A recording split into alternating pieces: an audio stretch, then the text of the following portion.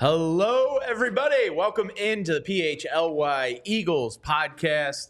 We are not Zach Berman and Bo Wolf. We will be talking to Zach in about 30 seconds. But it's Jamie Lynch, Rich Hoffman here with you on this Wednesday. And of course, the PHLY Eagles show is presented by Bet365. Download the Bet365 app and use code PHLY365 when you sign up. Whatever the moment, it's never ordinary at Bet365. Rich, we'll catch up with each other in the audience here momentarily, but my man ZB. Let's bring him in. He's got a locker room happening in a couple minutes. Zach, happy Wednesday, buddy. Why don't you give us the 60-second rundown of Nick Sirianni today? Obviously, some big Cooper DeJean news. Yeah, so the Eagles back at practice today. They'll practice this afternoon, first practice since the bye week. And Nick Sirianni spoke this morning. A lot of the early questions were about Devin White, as we documented yesterday on allphly.com. The Eagles looked at a situation where Devin White wasn't a starter. He wasn't contributing on special teams. He got beat out by Zach Baun and Nakobe Dean. And then the Eagles have Oren Burks on special teams. And then, of course, Jeremiah Trotter Jr. is the top backup now at the mic. I asked him about what he learned during the bye week. Within the whole answer, a lot of it was turnovers and tackling need to be improved, and it's not just the turnovers they have, but it's also taking the ball away. They need to improve there. There's going to be specific things in practice this week. Real quick, did he expound on that? Because I know heading into the bye, he said, "I know some tackling drills that can, and I know the type of tackles that we're missing." Did he? Starting slot cornerback. This is. Oh no! Oh no! Howie Roseman cut his internet. He was coming into on that job. We lost you there, Zach. Just reset. Yeah, sorry about that. You got me now? Yep. Oh, Bo would be so happy right now. We'll try reconnecting there in a moment with Zach. Oh, there he is. Hello. Perfect. Sorry about that. I got so excited talking about Cooper DeJean. There was a report this morning on ESPN that Cooper DeJean is going to be the slot corner this week. This really goes back to last week. I asked Vic Fangio last week about this specifically. Vic Fangio said Cooper DeJean was closing in on that job. I asked Nick Sirianni about it today. Nick didn't specifically say that Cooper DeJean is going to be the starting slot corner. He said they like the way Avonte Maddox is playing, but this is where Cooper's been practicing. He mentioned Cooper has a lot on his plate right now because he also is the punt returner with Britton Covey out. But he didn't he said they'll see how practice goes. My take here, you'll see Cooper DeJean at slot cornerback this week. Zach, I know there's some serious business to get to, but I just was really taken away with how great that news dump was yesterday by the Eagles 30 minutes before the Phillies game. Do you remember any better ones than that? Any kind of more perfectly placed news dumps than 30 minutes before a Phillies playoff game? Yeah, I mean, I've seen a lot of strategically placed Friday, like the Florida July 4th type things. I actually don't know how much of that was news dump for the Phillies. I hear what you're saying, and there are ghosts of Joe Banner there, right? But I think that was more. I think that has some more to do with when the transaction log comes out for the NFL. So the Eagles announce their releases right when the transaction log comes out, which is 5:00. And then the other part too is the day of the week. So because it was a Tuesday, that's when they typically do these moves. That said, yeah, the timing was a happy coincidence for the Eagles.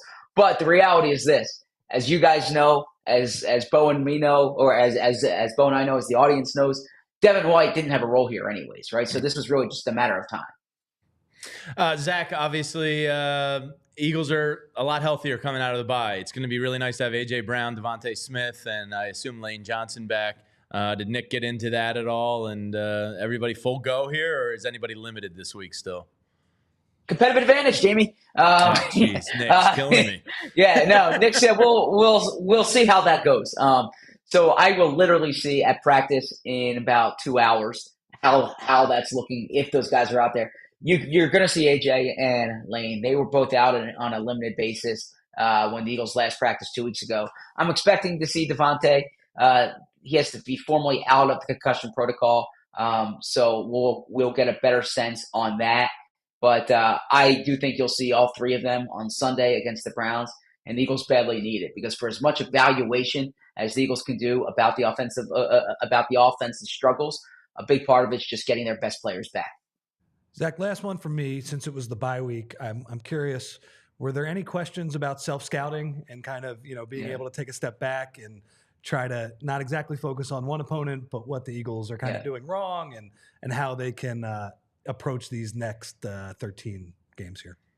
Yeah, Nick says he looks forward to the bye week for that reason. So he has a chance to do that. And he says you really have to be honest with yourself during those situations. You need to be humble in those situations. And that's really where turnovers of tackling were his big takeaways. And that the turnover differential is what he harped on 3 times in about like a 5-minute answer was turnovers, right? And it's not causing them, and then it's not giving the ball away and really increasing their takeaways too. So I don't know if that's something that can be coached. Jonathan Gannon used to say they take the ball away better because they focus on it more. I don't think the Eagles are focusing on it less than they did during the Gannon era, but they certainly need to do a better job taking the ball away. Zach, last one for you. On a scale of 1 to Joe Flacco, how excited are you by the storyline of a PCL kid coming home to coach his hometown Birds? Coach against. Yeah, I always coach against his hometown Birds. Yeah. No, I always enjoy when Kevin Stefanski rolls into town. I remember Kevin when he was an intern for the Eagles back at training camp in like the TO era, a Penn guy, St. Joe's prep guy, and now it's I imagine it's meaningful for him. I chatted with him about this last year when they had the joint practices. He kind of downplayed it, but I imagine there's going to be a lot of his old prep and Penn buddies in the crowd on Sunday. Yeah, it should be cool. We'll let you go so you can get to your locker room duties. We'll be following your tweets for practice updates and all that great stuff. And you'll be back in the saddle tomorrow, and we'll see you then. Perfect. Thanks, guys. And of course, you can always get Zach's book right there on all your major, wherever books are sold, as they say. And read his writing on allphly.com. That Wi-Fi was hanging on for dear life at the end there. I thought he was going to come out with a real hot take, like on Cooper DeJean, and how he just somebody took an axe to the Wi-Fi line. I don't know what happened there, but I'm pretty proud of that Wi-Fi. It really felt like it had to. There was a lot of stress on it at the end there, and to at least get us across the finish line for 8 minutes. Yeah, we'll take it. I always think of Bo when Zach's having internet issues because I feel like it puts a smile on his face. All right. That's NovaCare, man. It's their fault. Yeah, it is. Just like the NFL was pathetic for not giving them proper Wi-Fi at the stadiums in Brazil. Like, what are you doing? Yeah. Come on, guys. So I guess we didn't have this on the show notes, but the big news yesterday, and it happened after the show, was the Devin White. Yes. Parting of the ways, I guess. Yes. I guess you could put it that way. His accountability text chain with A.J. Brown and Jalen Hurts is, I guess, no longer active. Do you kick him out? Do you just delete it and forget it ever happened? Yeah, he served no purpose here. That's a what was it, $3.5 million? Just down the tube. I mean, Zach has been adamant about it. This has been Zach's line. I'm surprised he didn't say it on our hit there, where Devin White is he was Howie's biggest investment at the linebacker position for a long time. And the fact that he doesn't even see the field. I mean, Jimmy, he was cheering for the Bucs a couple weeks ago. That was bad. Yeah. Levante David tweets mid-game. He's like, no, man, I just meant to like it. He's my guy. Yeah, it's my Will bud. you read the room? One of my least favorite of the Eagles of all time. But come on, man. I know he probably gave back some money. I think that was some of the reporting yesterday that for granting his release, basically the Eagle, if he latches on with another team, I think the Eagles might be able to recoup at least some of that money. I don't know exactly what that figure will be, but I mean, what a disaster. It's crazy. It happened so fast too, because he was, if you read all the training camp reports, everybody was saying, oh yeah, he's the first guy out there every day. He's like, he's coming up with a few good blitzes every day. Like, I don't think people were like crazily impressed by him, but there really wasn't a sign, I think, from watching the training camp practices that by October 8th, that guy would be out of here and he wouldn't play one game without an injury. Yeah. As it started trending towards the preseason games, they're like, you're not really going to see him. And then, like, next thing you know is just he faded out into oblivion there. And I guess they just knew, you can't play a guy if he's that bad. And if you're not going to contribute on special teams, see you later. So, The Eagles and the linebacker are just so weird. Historically, the way they treat it, the way they handle it. I would say I wish him well, but I don't wish him well. Yeah, he kind of didn't really ingratiate himself. You were cheering for the other team. I know he. I know. Well, like, look, he faced the music in front of reporters. I guess I appreciate that a little bit, but come on, man, read the room. Yeah, very odd behavior there. So Devin White, we hardly knew you. See you later. I'm always curious when a guy, and look, there was whispers that Tampa didn't want him back, and he was getting Todd Bowles, who he viewed as like a second father, was benching him. Yeah, and he was like, "Sorry, dude, you can't play it all for us." That probably should have been our first indication. I, for one, am sometimes a sucker in the storyline of like, well, I've seen that guy be great. Maybe he can rekindle that flame and make it happen here for us. And how often does that happen? Hardly ever.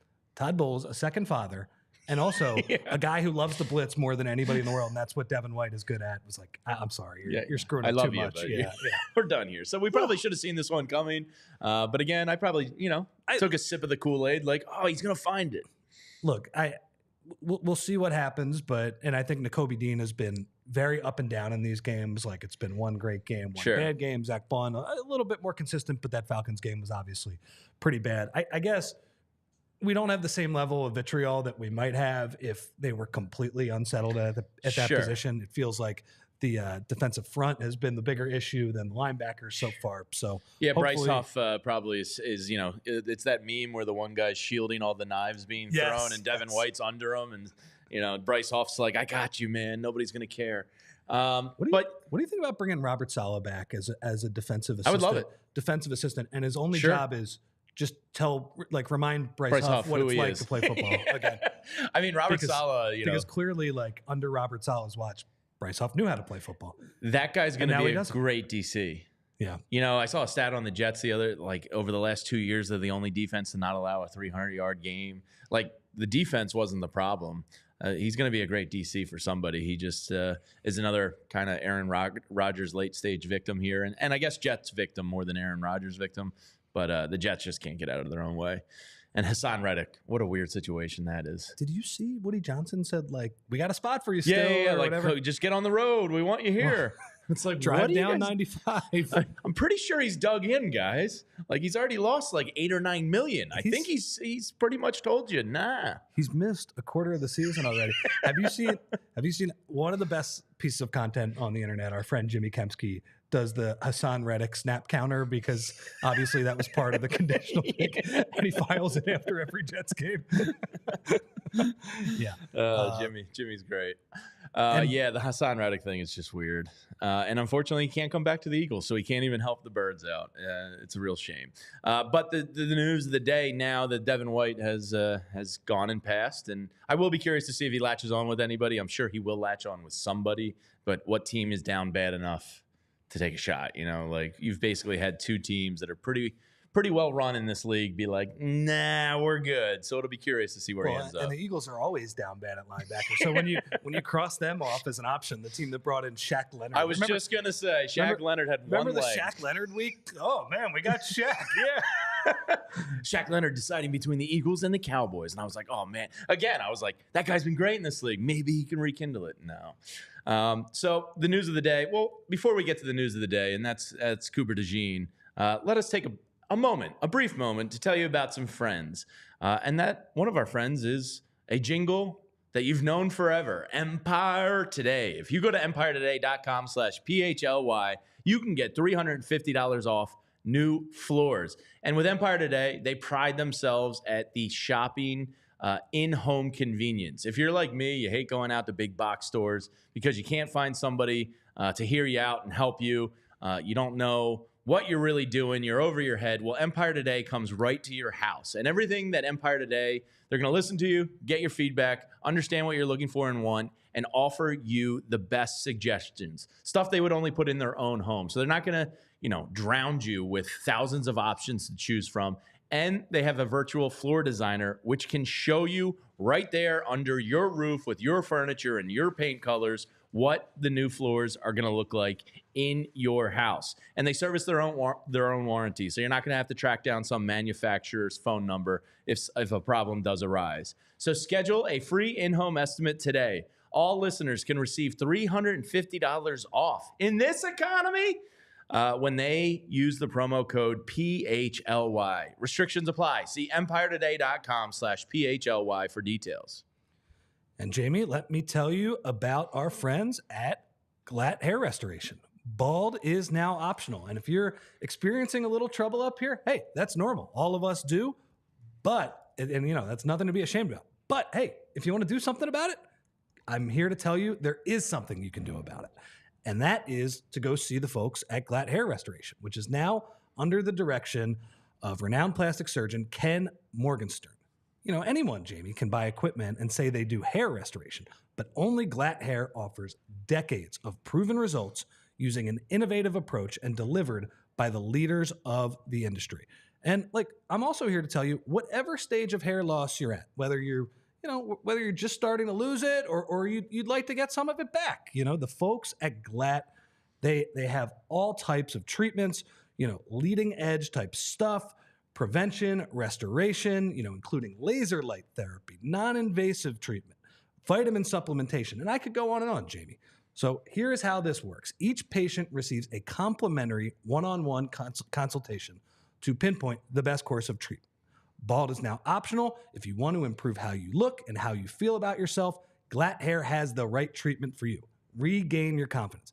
Visit glatthairmctr.com or call 610-980-4000 to get started. All right. This is the PHLY Eagles podcast brought to you by our friends over at Bet365, where it's never ordinary. You can find out why by going to Bet365. Use promo code PHLY365, $200 in bonus bucks in your account. All right. The headline today was Cooper Sharp. What's your favorite cheesesteak cheese before we get into Cooper DeJean here? Because I was very much a staunch whiz guy my entire life.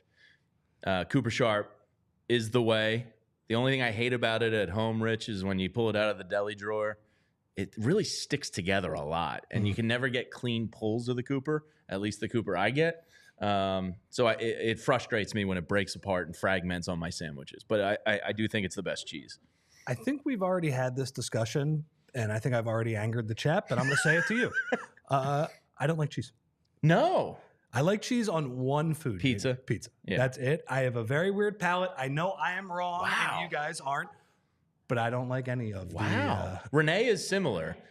Yeah, Renee, my co-host on the Philly show, says she doesn't like cheese, but she likes pizza, cheeseburgers, and mozzarella sticks. So I've always kind of told her she likes cheese. But she doesn't like it on anything else besides those three things. See, I think that's even a little weirder than me. Definitely because weirder. I'm not A mozzarella stick is a cheese stick. It's just deep fried. And also with the cheeseburger, you could just get a hamburger. Like that's a very normal thing. People do that all the time. Like if you don't like cheese, that is very easy to just order away from. So yeah. So that's where I'm at. See, I'm a big Cooper guy, so this is a big day for the Cooper community. Okay. You know? Well, that's good. It seems like a lot of it just sticks together, and then you get fragmented pieces of cheese. And I'm a big sandwich construction believer. It's a passion of mine, and it's hard when you get little fragments of cheese. It's tough. I'm getting called a sociopath. That's fair. That's fair, man. My whole life, like whenever my dad would get McDonald's or Wendy's for us, it was a big deal because he would order no cheese, but you'd have to look at it and see if I got it wrong, and they would just. Wendy's would get it wrong a lot, and we'd have to because of my palate, we'd have to go back inside and tell them like. Are you the only Hoffman with the cheese? Yeah, the rest of my family, they're picky eaters in other ways in which I am not. Sure. Like my sister doesn't love seafood. There's other type of things where I'm a little more adventurous than her. It's just with the cheese, and that's I get it. That's a big part of the general food. And it's food a big group. part of why we're so big as a country. Yeah. Anyway. Wait, by the way, I also saw in the chat that Haason Reddick is basically going to Haddon Heights football games every Friday. It seems what a great cool. fall for him, right? You know, that is pretty cool. Just go see his local team. He's done a lot of great stuff in the community there. Haason and Flacco didn't cross over in college, right? Flacco's older. Yeah. No, Haason is younger. Haason was they're both same.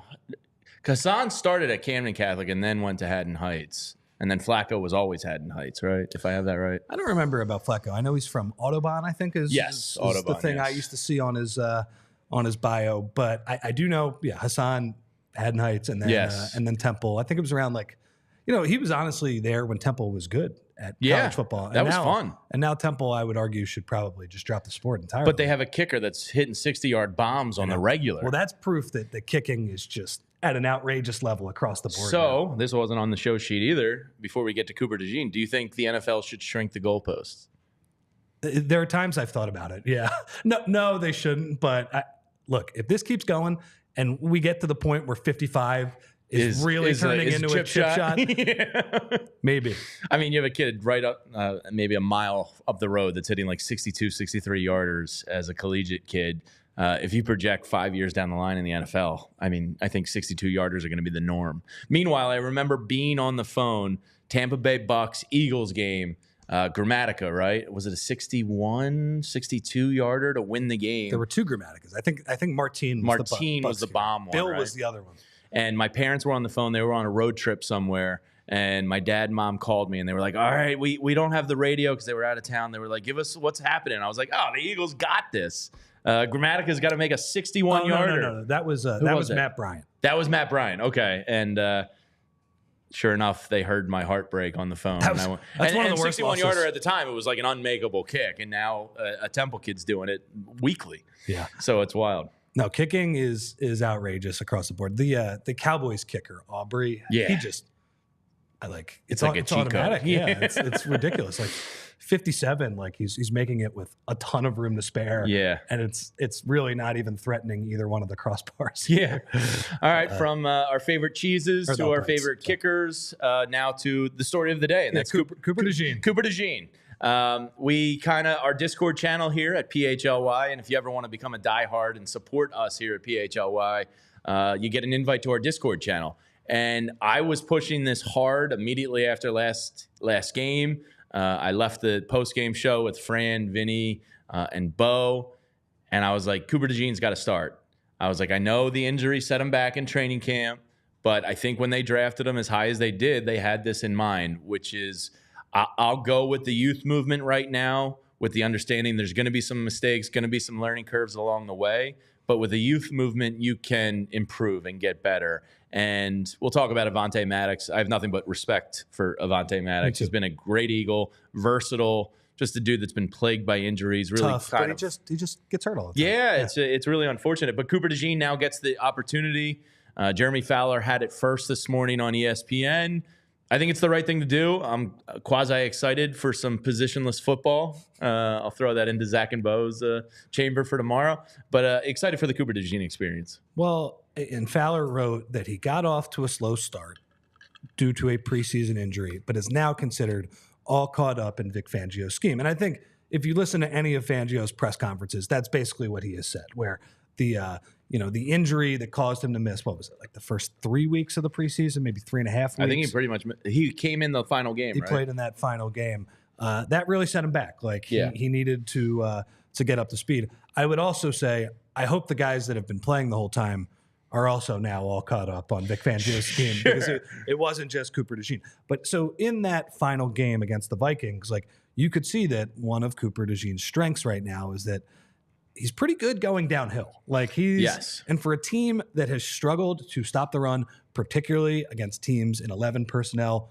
in which Cooper DeJean is now ostensibly going to be on the field for, I think it's good to have like a physical corner that can get downhill, maybe fill some running lanes and be a little bit stouter than Avonte Maddox there. That's a good start. Now, I will say, like, saying that the nickelback is going to be the one who solves the run defense is a little bit of a weird thing to say, but I agree with you. Avonte Maddox was not playing well enough to continue. He was getting picked on, hold frankly. That spot. Cooper DeJean, we have no idea if he's good. Like I've had people push back and say, like, you don't know what's happening in practice. He might not be like earning the job. Vic Fangio might not think he's good enough.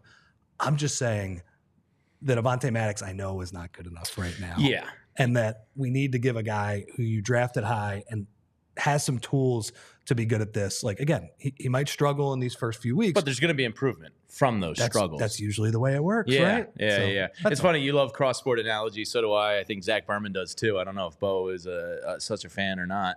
But it made me think of like, Sixers, and everybody was calling for Paul Reed, for like a year and a half. B-ball Paul, give him his opportunity. Meanwhile, you don't understand behind the scenes, the dude just like couldn't really pick up the playbook, was making mistakes in practice like left and right, and it was the practice habits that led to non-playing time in games. So like Cooper's obviously not that because the team's given him the opportunity here, but like that's where my mind went, was like, oh, I hope it's not a Paul Reed situation. I hope he picks up the playbook a little bit better than B-ball Paul did. But I think Cooper can get there. I think, as somebody who played a bunch of different positions in college, like positionless football, it's beautiful. What's not to like? I mean, yeah, Zach's basically going to call him like the Warriors death lineup for the 2011 Miami. But to your point about him coming downhill, I do think Cooper has a little bit of concussion uncle in him, where he's going to throw his hat in the mix. He's going to come downhill. You can use his athleticism to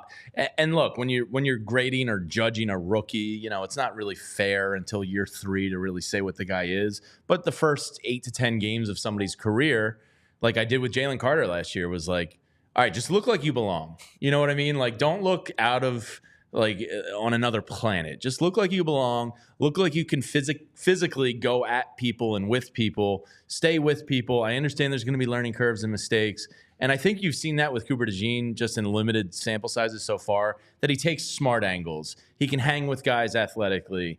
And as you said, he comes downhill hard, and he'll make some hits, and he'll throw his head in there. So it's just a better option than Avonte Maddox at this point. So it's like, thank you for making probably the hard decision, because I know Avonte is very respected in that building. The guy's gone from nickel to outside to safety to some of that hybrid safety linebacker. Like the guy's played everything for you. So, that was probably a tough decision for him to a degree. And he's still a great guy. Like there was this story from training camp where Quinyon Mitchell ran out of gas on the wall, and he picked him up. And Avonte Maddox was the one who picked him up, and he was gladly the guy to do it.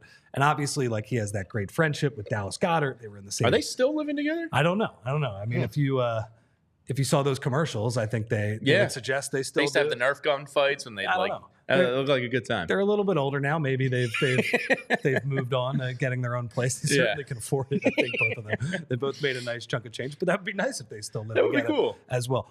So one other point here, Jamie, because I think we're going to get into this in terms of the Browns too. Like, you hear this a lot with quarterbacks, where a rookie quarterback, you might put the veteran, the Doug Peterson over Donovan McNabb, the Jacoby Brissett over Drake May. You might put them in for the first month of the season if they are playing the tough defenses, and it's like, all right, we're going to give you a nice chunk of change, Mr. Veteran Quarterback, but you're going to get the crap kicked out of you a little bit, and that's how it's going to work. And we're going to look for a nice pocket of schedule where we can get our rookie and this is that, build him some confidence. They are playing, I think I'm looking at this right now, so 3 of the next 4 games, Cincy, that offense is humming. They're kind of a mess. Yeah, Jamar Chase went off this past weekend.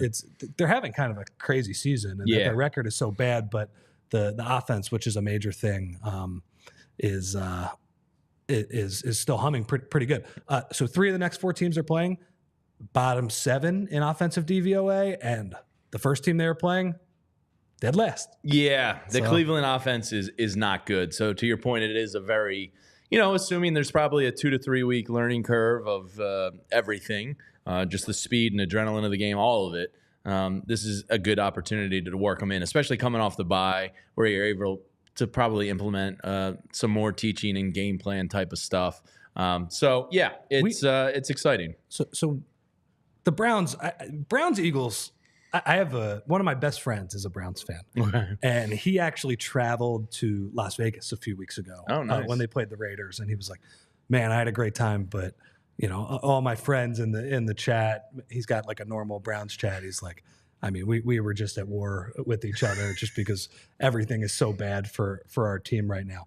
And he told me, he's like, is this the worst combined vibes in the history of football for a game? And I said, well, like, the Eagles do have the benefit of that they have a week off. So, I think other people have, Philadelphia fans have moved on to the Phillies. Plus the Phillies kind of stole some of our vitriol here for a week. But I'm like, dude, I was like, the Eagles are 2-2, and they also don't have Deshaun Watson at quarterback. like they don't have this terrible guy who's also maybe even a worse quarterback than Guy, which is like impossible. But I think we're getting there. It's getting close. Yeah. And with the worst contract, and you basically mortgaged your last 3 years to acquire this guy. So I don't think the Eagles are nearly at where the Browns are right now. I just looked back at what they gave up the other day because the image was going around social media. Wow, it was first round picks in 22, 23, 24, I believe.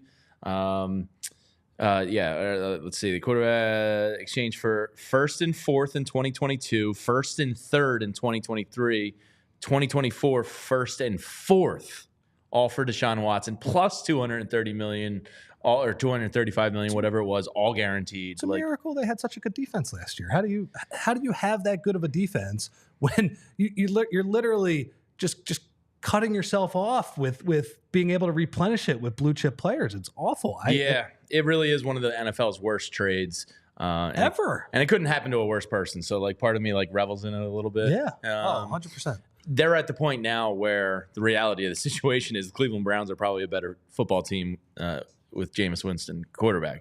I think so. Yeah. I mean, you follow all of the people who kind of watch the entire league and pay attention and have a kind of a good gauge on, this guy is performing at this level versus average and stuff like that. And they're pretty much all telling you this guy is historically bad right now. Yeah. I was reading for the PHLY Bet show that's on Sunday mornings and Thursdays the other day. I was doing some research, and the Deshaun Watson stat came up. I don't think he's thrown for over 300 yards since 2021.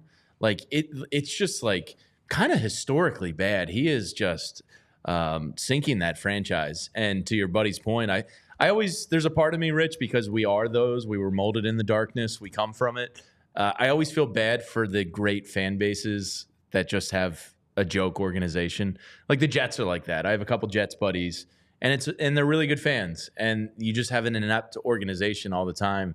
And the Browns are just kind of like that. They just can't get out of their own way. They're close a lot. Can never really get over the hump. Should have stuck with Flacco if they could have. I have more of a soft spot for the Browns because the Jets, it's New York. Who cares? Let them. But Orioles, any Brewers, these teams that are they've been a cursed franchise. Yeah. So there's a guy who works for the Ringer. His name is Austin Gale. He tweets out this stat every week. Deshaun Watson is averaging minus 0.30 EPA per dropback. The lowest number for any Browns QB in weeks 1 to 5 since at least 2000. Do you know how bad their quarterbacks have been? Oh my God, they've had 47 quarterbacks since awful. then. It's been, wow. So Brandon Weeden was better. Wow. Charlie Whitehurst. Tim Couch was better. Couch. Oh my God. Yeah, that's the second worst performance, by the way. Deshaun Watson last year. I'm always a big believer. Cleveland, dating back to last year, should have just drafted 2 quarterbacks. Just throw a bunch of S at the wall and keep drafting guys until you find something, because there's nothing. You're nothing in this league without a quarterback. All right, let's get to our super chat, and then we'll take care of some quick business. Let's see if my old man eyes, which are failing me here. With Coop starting, does this mean Maddox goes against Hurts in practice? Could this give Jalen more confidence to throw at the middle of the field? I like where your head's at, but I could. Thank you, Chase Daniel Plainview. I'd volunteer to play nickel if that would give Jalen more confidence. Yeah, sure. I think Jahan. You want some wide open receivers? Let me get out there. Jahan Dotson. You want some production? I'll line up against you. He's another one. Look, I know there's a learning curve, and we're gonna get into AJ and Devontae, but Jahan Dotson can make an appearance sometime soon. That's a 3rd round pick you gave up. Yeah, I know it was a little bit different because you got it was an excess fit back, but yeah, no, that's looking pretty bad right now. Howie's in-season moves the past couple years, bad, really quite awful. Kevin Byard, Robert Quinn. Shaq Leonard was a signing, not a trade. I guess Ndamukong and but they were off the street signings. They weren't even trades, right? They weren't trades. But Linval and Ndamukong. But they were good. They were serviceable at least. And, that whole team probably did not need them, quite as much. That whole team was already pretty loaded. But. Yeah, it was just an embarrassment of riches type of situation. All right, let's take care of some business, and then we'll get back into the nitty-gritty of this game. I got to tell you about my friends over at Bet365. Find out why it's never ordinary at Bet365. When you sign up right now, use promo code PHLY365, and new customers can get $200 in bonus bets when you bet just $5. Use that code PHLY365, sign up, deposit $10, place a bet for $5, and boom, $200 in bonus bets hits your account. Bonus bets can be used on spreads, totals, player props, futures, and more. If you are signing up and using that very handy QR code right on our screen, or just using the code, keep in mind there is an expiration date on those bonus bets, so don't let them go to waste. At least apply into some futures so you don't lose them. Bet365 pioneered live in-game betting. They've been at this for a long time, so they've perfected it. And they have the best thing across sports gambling, and that's their early payout offers. Whether it's the NFL, NBA, NHL, or even MLB here in the playoffs, if you hit the certain criteria of that sport, boom, they'll cash you out right then and there on the spot, and you don't even have to worry about the final outcome of the game. You'll cash that ticket right away. Make sure you're keeping our eyes peeled for our PHLY custom boost bets that will be happening every weekend for every Birds game here, and it's great. Every day, Bet365, they boost up the power on hundreds of bets to give you a chance to win over 10,000 boosts every single month. They boost specific markets, your winnings, and even parlays. Keep your eye out for our custom PHLY bets and boosts. Download the Bet365 app. Use code PHLY365 when you sign up. Get $200 in bonus bets when you bet just $5. Whatever the moment, it's never ordinary at Bet365.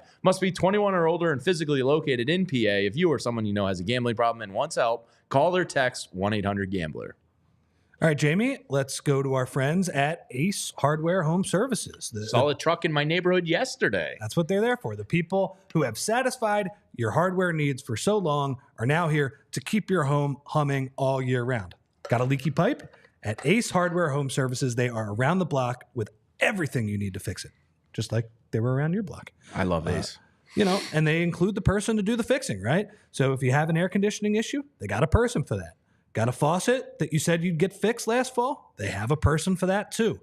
Because now Ace is not just the helpful hardware folks, they're also the helpful home service and repair folks. And Jamie, they bring experience. They are local plumbers and techs that handle everything from repairs to seasonal maintenance to installations and upgrades, whatever you need to keep your house humming. Ace offers a wide range of residential maintenance, installation, and home repair services that are available, including plumbing, heating, cooling, electrical work, free estimates on equipment installation and replacement by trusted advisors, and options that are best suited for your home and budget. Emergency services are also available when you need Ace the most. Visit Ace Hardware Home Services online at www.acehardwarehomeservices.com to get you started on your next project. Rich, how's your handyman game? It's not good. It's like my cheese game. Yeah. Pretty non-existent. My wife always rips me because I'm decent. I'm at Ace a lot, so that's why it made me think of this. Do you enjoy doing it? Some things. If the threat of a bigger disaster of failure is not on the other side of it, I don't touch electrical or plumbing. Sure. That's just, I pay for that. So minor stuff, I just hung some drapes the other day. So okay. That type of stuff, I can install a TV, install a ceiling fan, minimal things. But every time my wife, who our producer Julia is best friends with, she'll always mockingly call me Bob Vila, as if I ever once said I could build you a shed out back. I know my. How dare you be passionate about something? I know my skills and I know what the cap on them is. But I was curious how you are. Not good, but come on. How dare you show some enthusiasm for something? Unbelievable.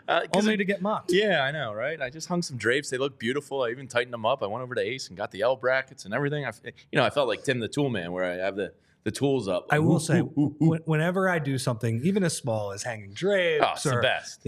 Hanging a picture, or fixing the window or faucet or something like that, the feeling of satisfaction when best. it's done is, it really, I think because I'm so bad, I enjoy it so much. Exactly. So. It's better. All right, so Cooper DeJean's going to be in the defense, but obviously, like you kind of mentioned there, nickel cornerback shouldn't really be like all of our hopes and dreams about fixing this defense.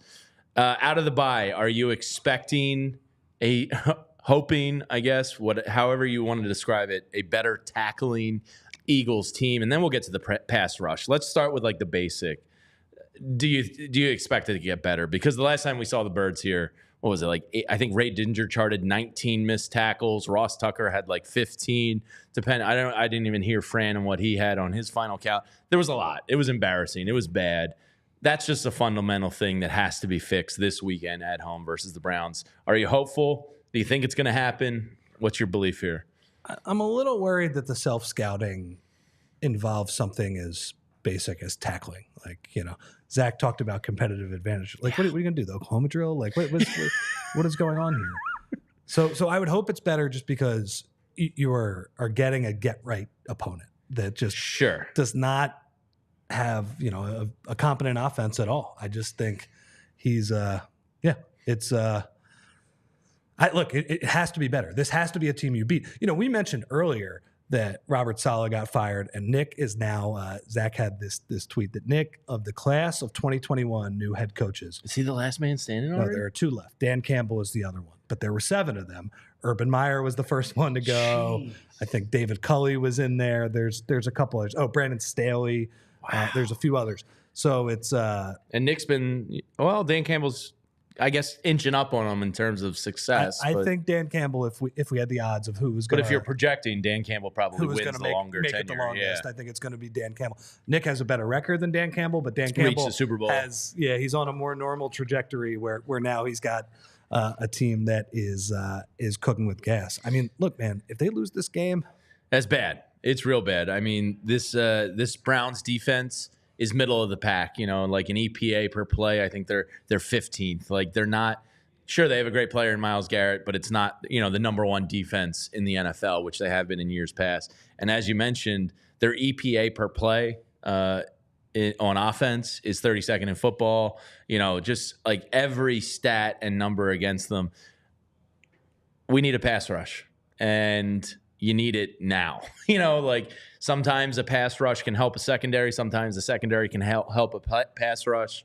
Maybe Cooper DeJean tightens some of those short throws up a little bit, and he's not getting picked on like Avonte, and maybe it gives you 0.2 of a second more to get to Deshaun Watson. But it needs to be fixed this weekend. This is a putrid offense coming in. So, and the crazy thing though is that we have seen Kevin Stefanski scheme up some really good offense in the past.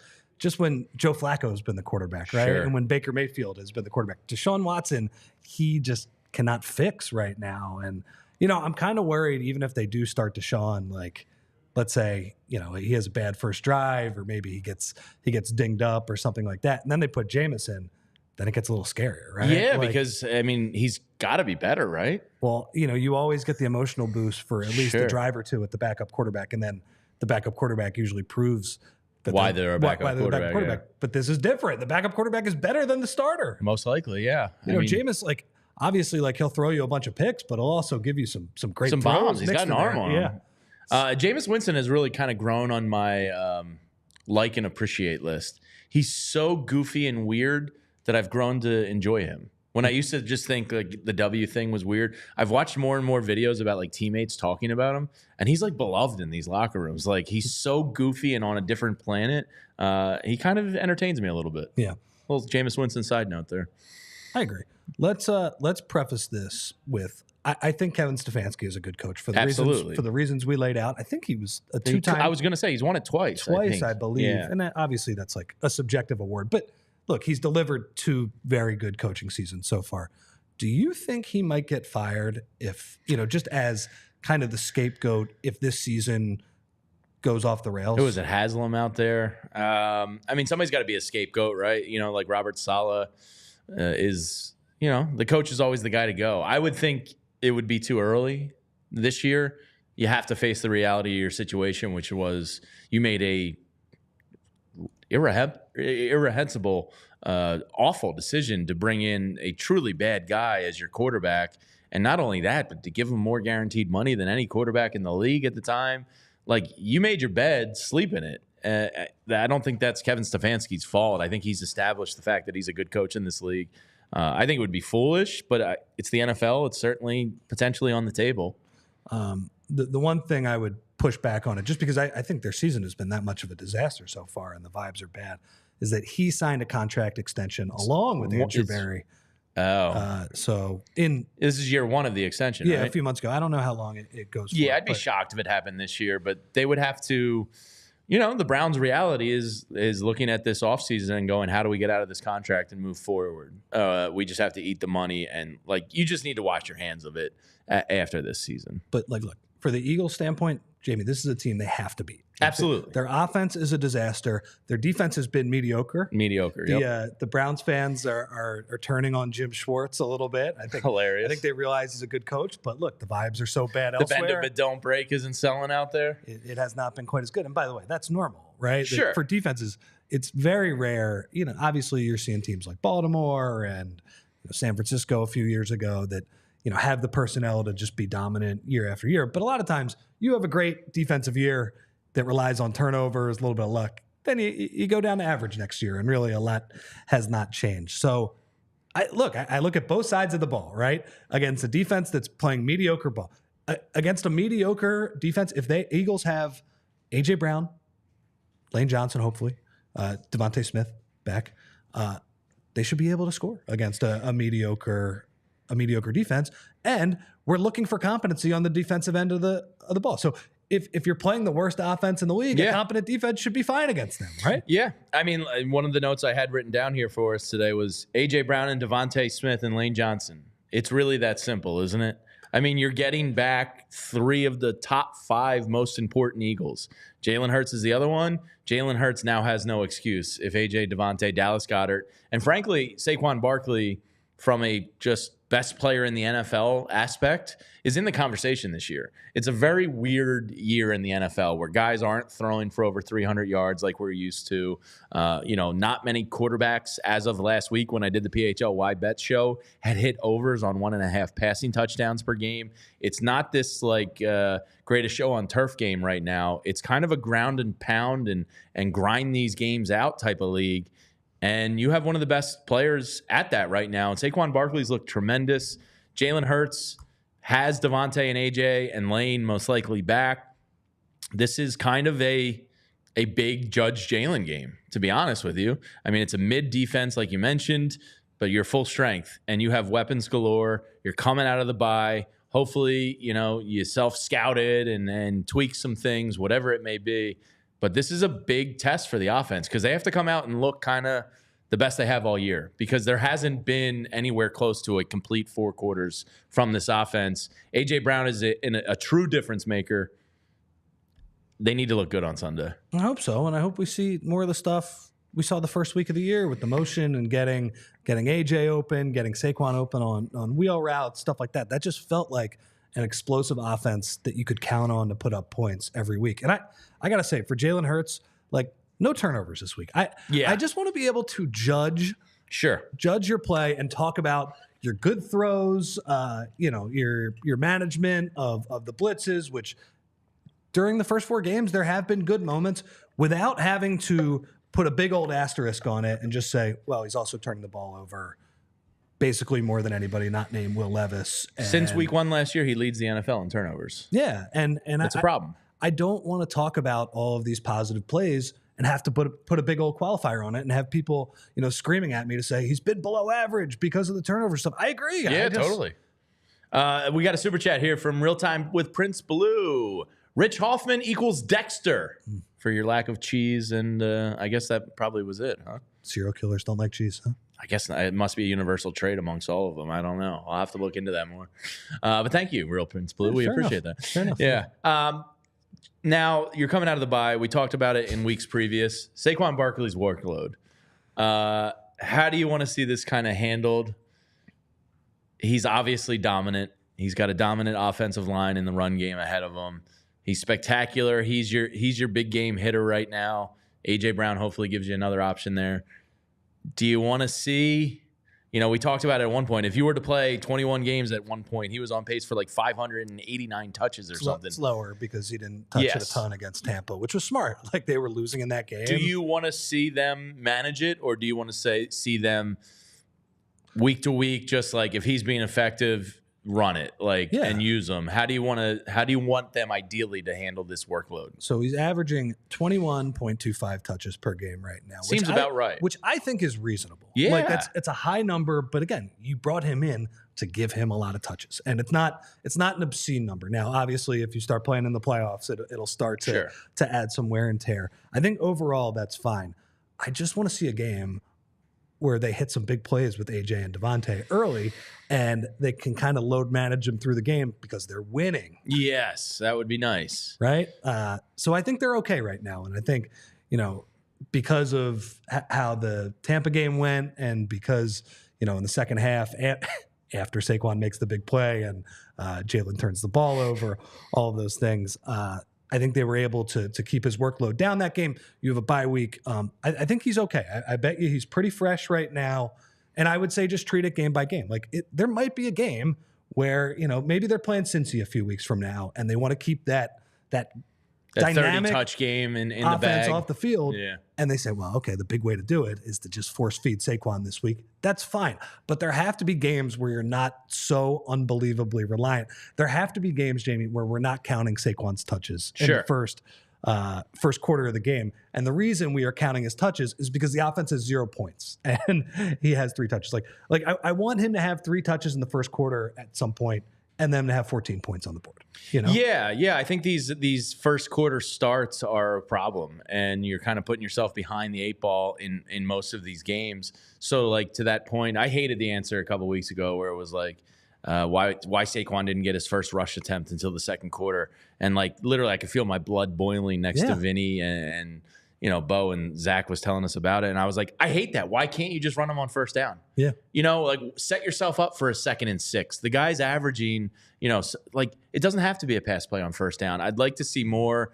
I wish Jalen Hurts could go under center more to get a little play action back. They're not doing that at all. No. And I think, how do you read that? Do you read that as the coaching staff knows he's incapable of it, doesn't like it? Or do you read it as the quarterback doesn't like it? The quarterback doesn't like it. I think on that, I lean more towards the quarterback doesn't like it. That's what I want to believe.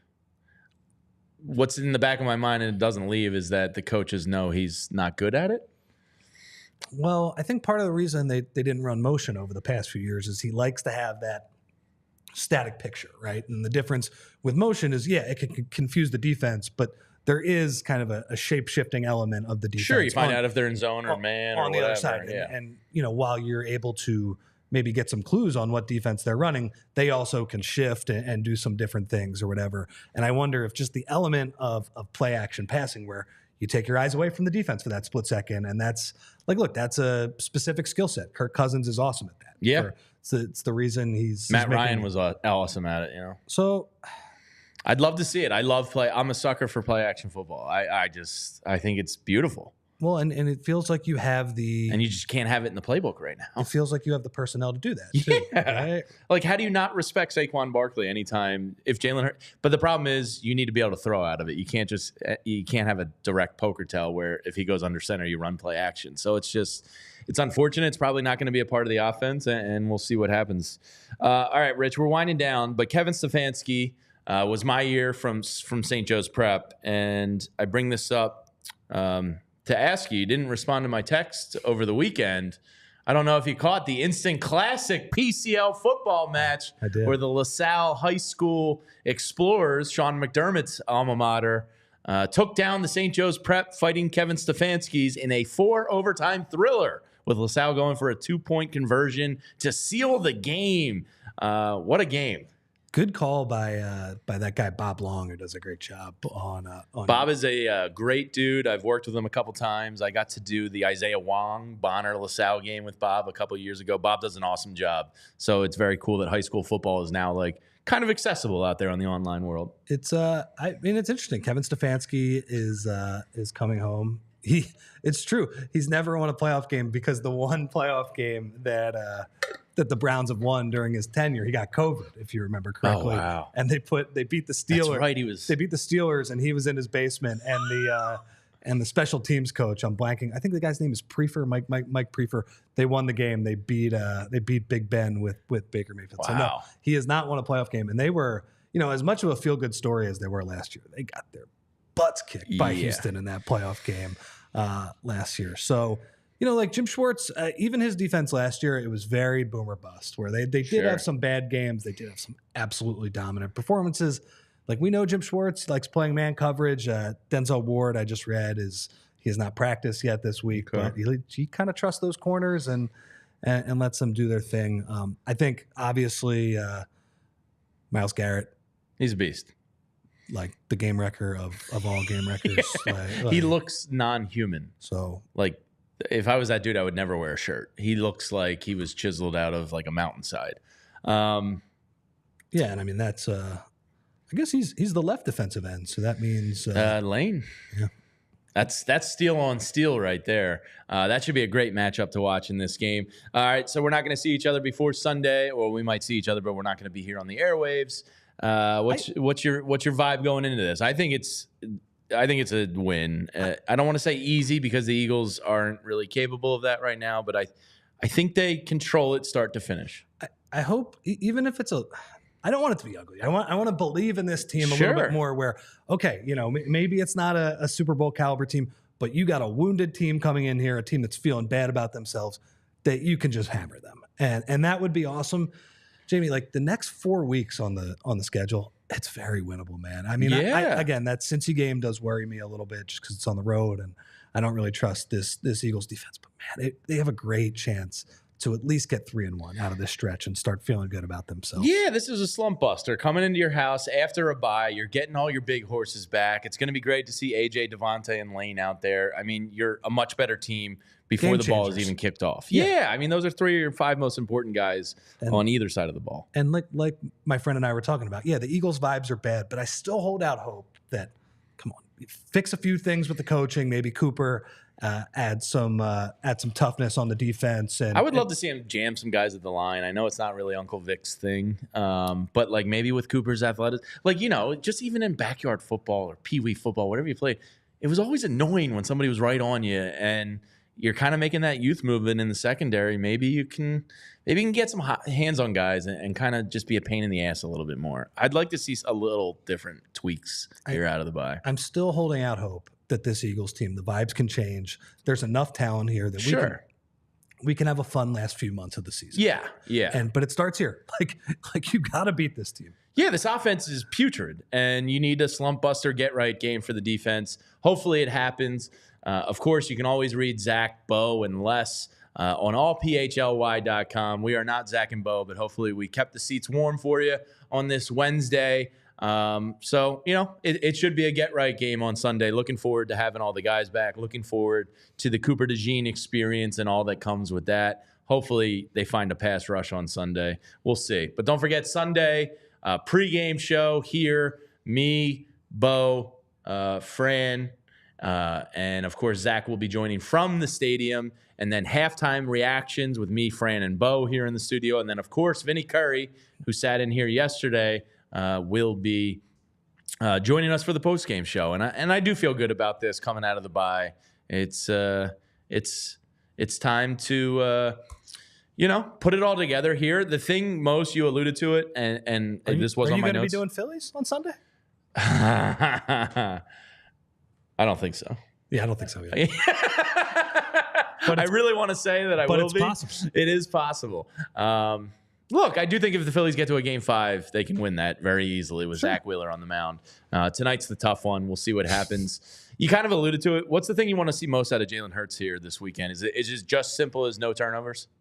I mean, I want to see like a clean game. A clean game. Like, just give me 250 yards passing and hopefully a big Saquon game where he hits some big plays as well. But and I want to see Kellen Moore give him some answers too. Like, I want to see AJ Brown running wide open over the middle of the field on a couple of these plays. Yeah. And just I'd like to see some just quick, decisive decisions too. And just Just let it rip. Like step back, 2-step drop, top of your drop, whatever, and just let it rip. I don't want to see dancing. I don't want to see let it cut. I'm not saying the whole game, but like a couple balls, just rip like Baker Mayfield did to you last week. Do that to the opposing defense. I hope so. I think it's very within the realm of reason that it should be. Yeah.